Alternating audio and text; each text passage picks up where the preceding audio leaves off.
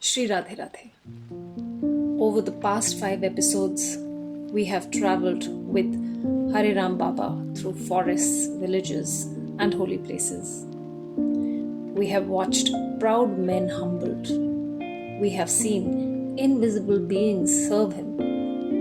We have witnessed miracles that seem almost beyond imagination.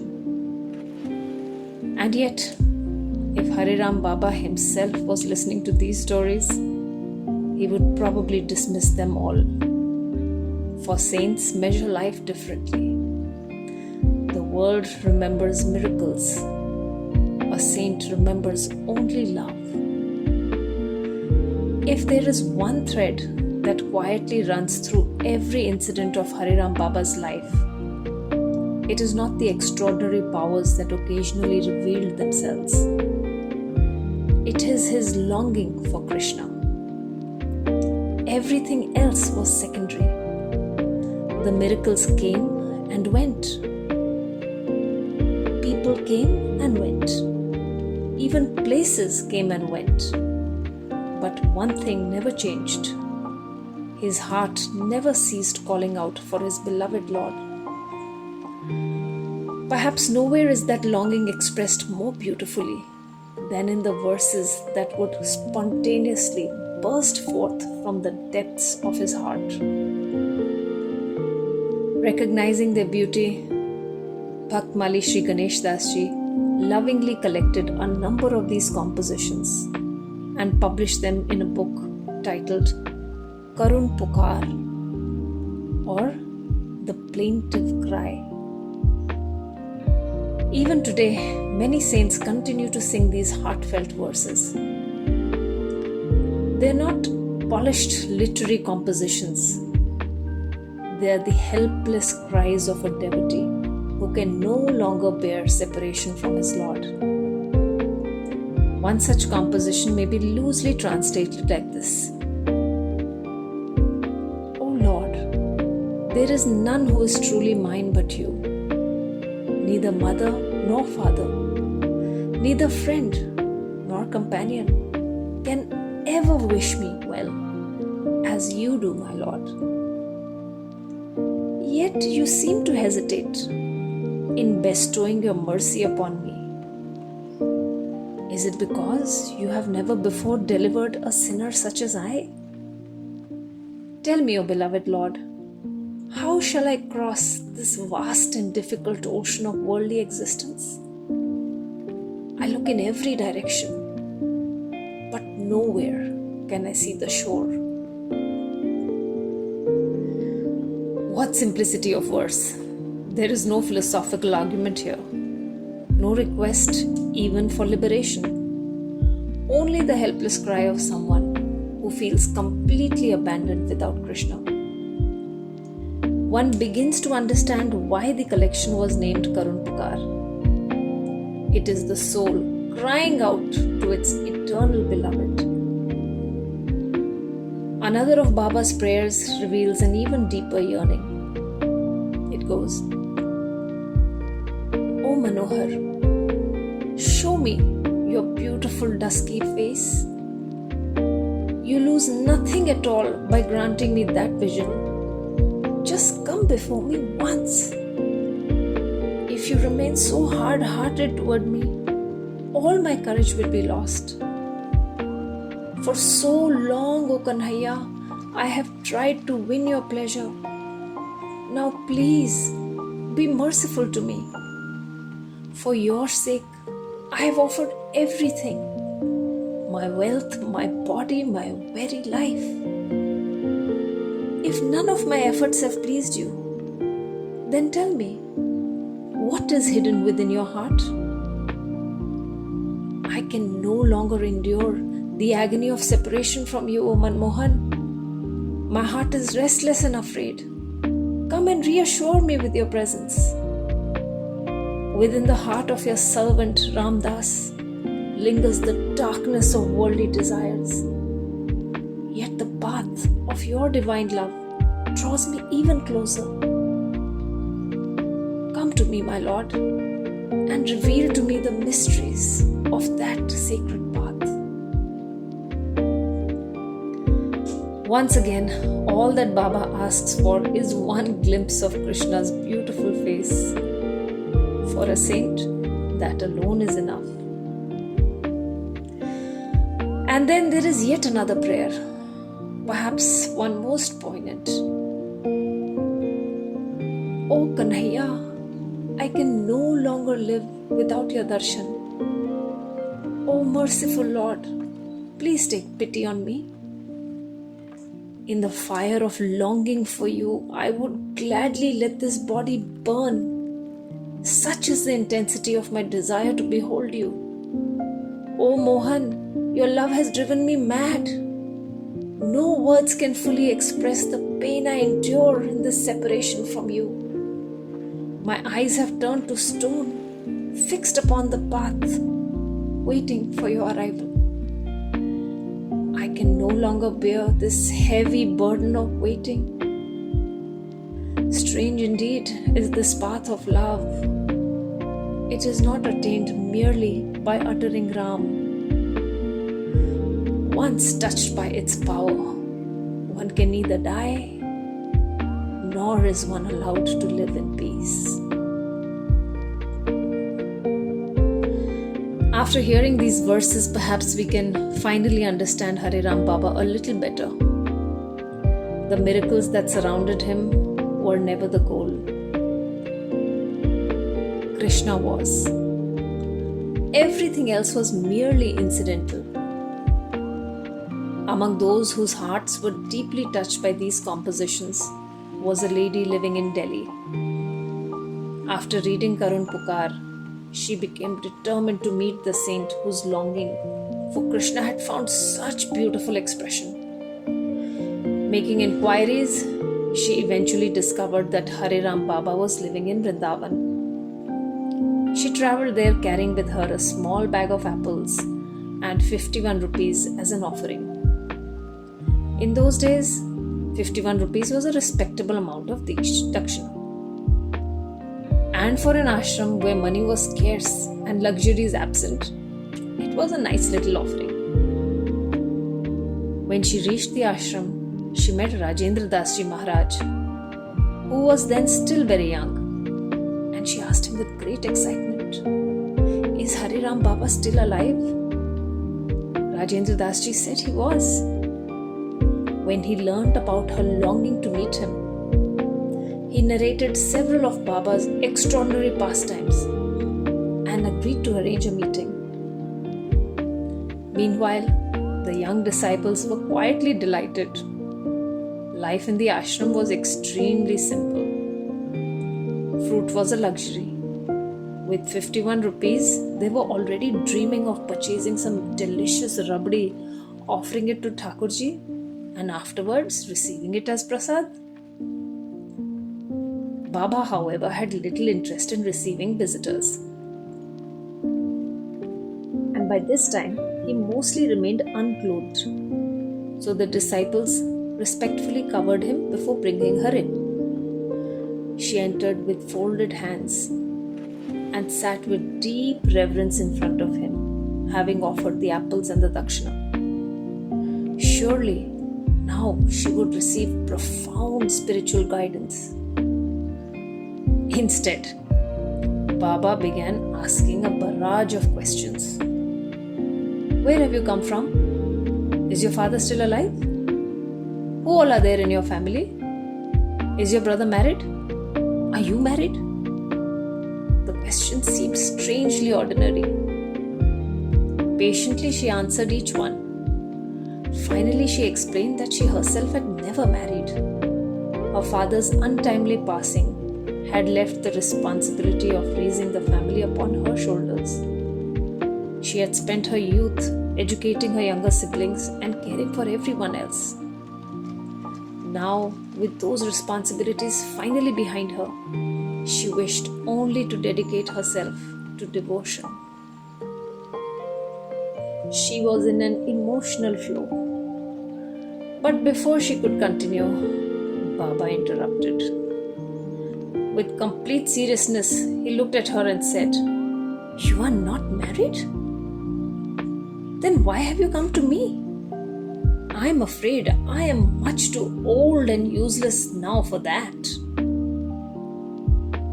For a moment, she simply stared at him.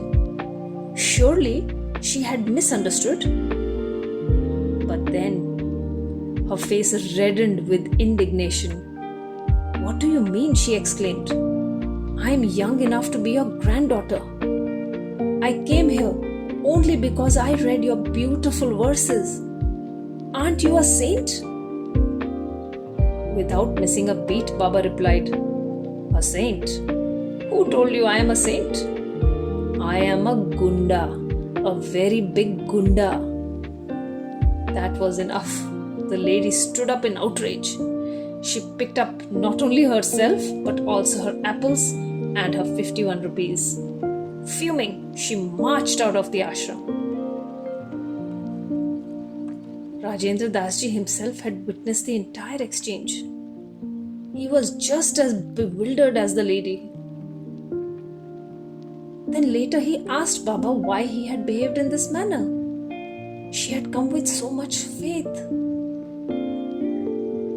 Baba's expression immediately became serious. He replied quietly, I am an old man, but many of the sadhus living here are not. If she begins coming here regularly, people will talk. Ramji has protected my reputation for more than 100 years. I do not wish rumors to stain either my name or that of this ashram. So I spoke in such a way that she would never return. Rajendra Dasji persisted. But Baba, what if she still returns? In that case, he said, I shall abuse her. And if she still returns? Oh, then I shall chase her away with a stick. And if she still returns after that? Now the answer was entirely unexpected. Baba's eyes filled with tears. His voice softened. If she still comes even after that, then I shall show her how to find Krishna. Everything suddenly became clear. His harshness had not sprung from indifference. It had sprung from compassion. Still, one can have different reactions on hearing about this incident. But for Baba, he was protecting the sanctity of the ashram and the reputation of the renunciates. And yet he had revealed that for those willing to persevere, despite every apparent bizarre rejection, his heart remained open, a heart overflowing with love for Krishna. For decades, Hare Ram Baba had renounced every worldly relationship without a second thought.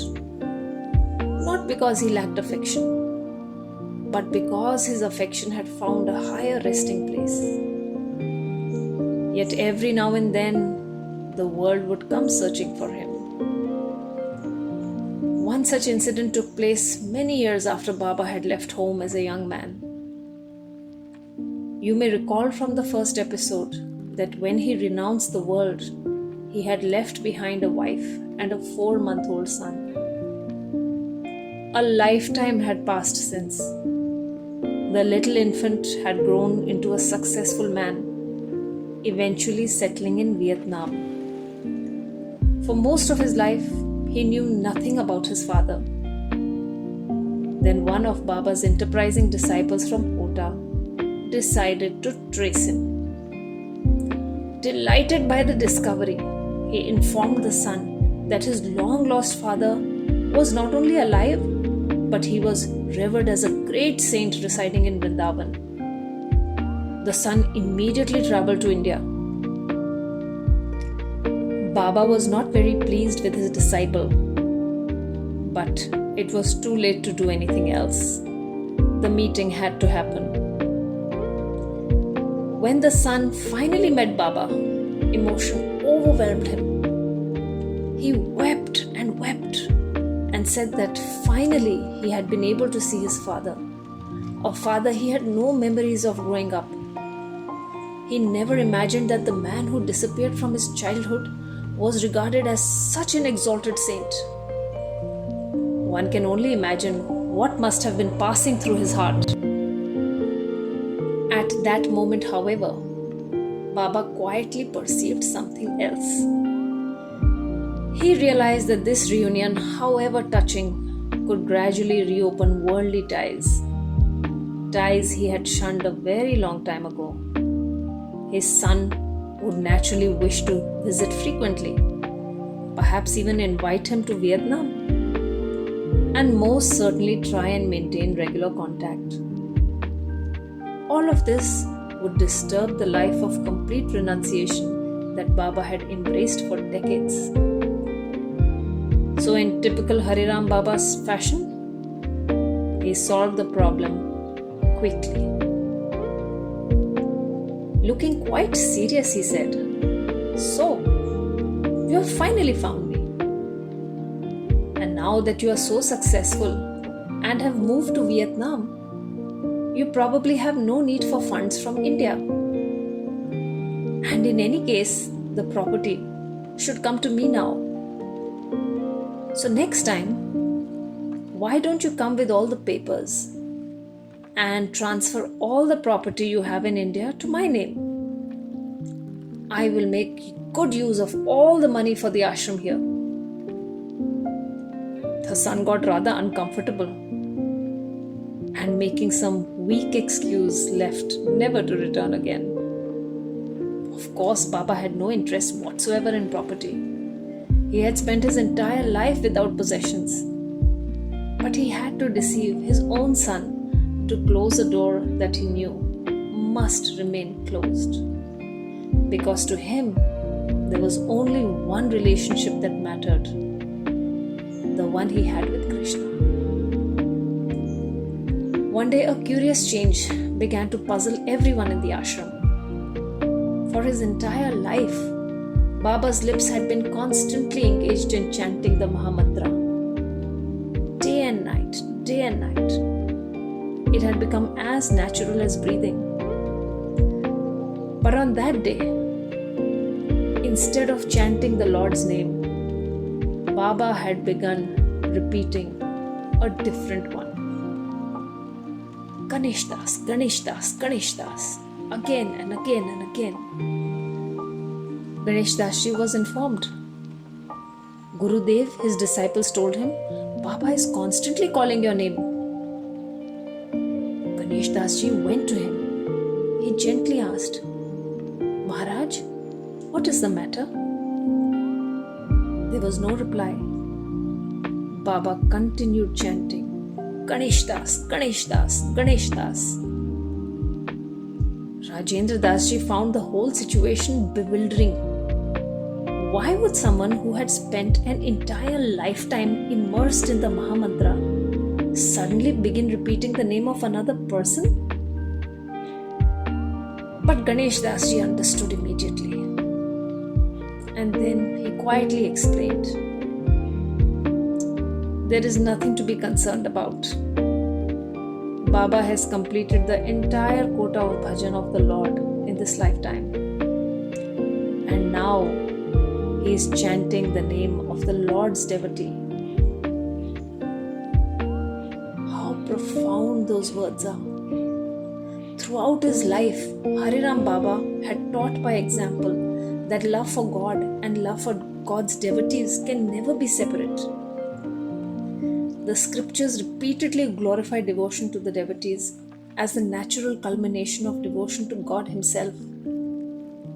And perhaps, without speaking a single discourse, Baba was demonstrating precisely that truth.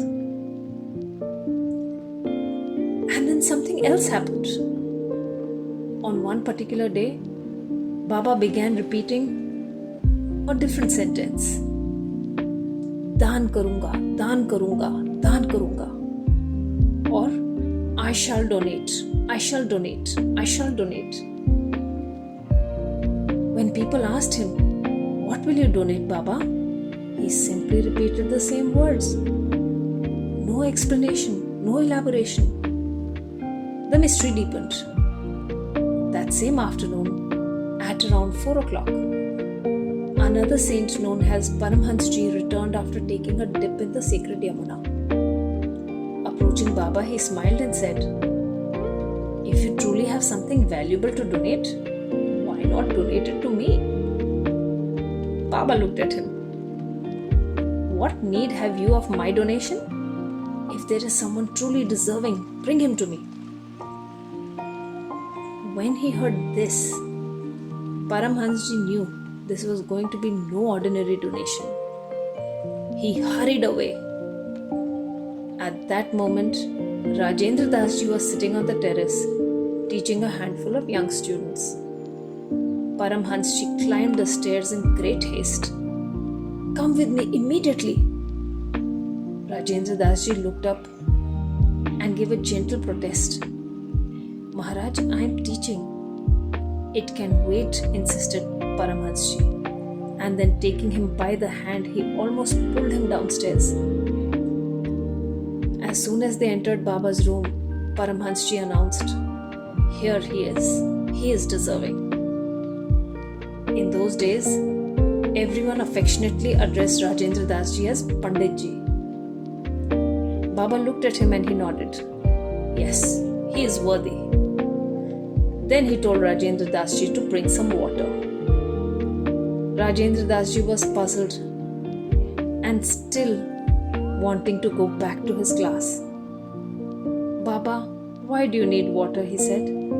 "You can simply say whatever you wish." But Baba insisted. "Bring the water. I have to make a sankalp or a resolution." The water was brought. The atmosphere suddenly became very solemn. With his characteristic lisp, Baba began chanting the traditional mantras. He invoked Hanumanji as witness. Then, before everyone present, he made an extraordinary declaration. "With Hanumanji as my witness, I donate the entire fruit of all the bhajan I have performed throughout my life to Rajendra Das. If I have committed any sins in this lifetime, may I and I alone suffer their consequences in this very body. But every fruit of every prayer, every repetition of the holy name, every act of worship, I now give away to him." Then he looked at Rajendra Dasji and said, "There, Pandit, I have given you everything." Stunned silence filled the room. No one knew what to say. No one had expected such a donation. Throughout his life, Baba had possessed almost nothing. No property, no wealth, no possessions. Yet now everyone realized he had just given away the only treasure he had carefully accumulated over an entire lifetime. The fruit of his bhajan. Years later, Rajendra Dasji described that moment as one of the greatest expressions of Guru Kripa or the Guru's mercy. He later recounted that after this extraordinary event, he experienced the Mahamantra vibrating continuously through every cell of his body for 3 whole days without effort. Eventually, he revealed that experience to a few others, and almost immediately it disappeared. Looking back, he often advises seekers, therefore, to never publicize one's inner spiritual experiences. Instead, to let them mature quietly. By now, it had become evident that Hariram Baba was gradually preparing to leave this world. Not with fanfare, not with dramatic declarations, but with the same simplicity that had marked his entire life. First, he completed his own bhajan. Then, he glorified the devotee. And finally, he gave away the only wealth he possessed. The stage was quietly being set for his final departure. And in 1994, completely immersed in remembrance of his dearest Krishna, Hare Ram Baba concluded his journey on this mortal plane and departed for Bhagavad Dham. And with that, I offer this humble garland of stories at the lotus feet of Sant Hare Ram Baba. The narration may be imperfect, but the one to whom they are offered is perfect.